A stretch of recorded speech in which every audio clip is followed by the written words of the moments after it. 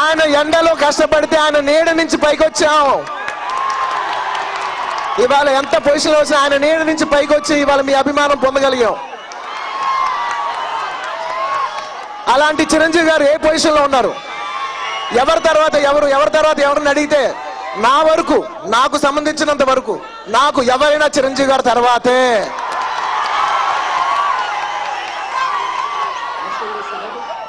చాలా ఈజీగా నేను పంచ్ డైలాగులు, సెటైర్లు, కాంట్రవర్షియల్ డైలాగులు వేసి క్లాప్స్ కొట్టించేయచ్చు.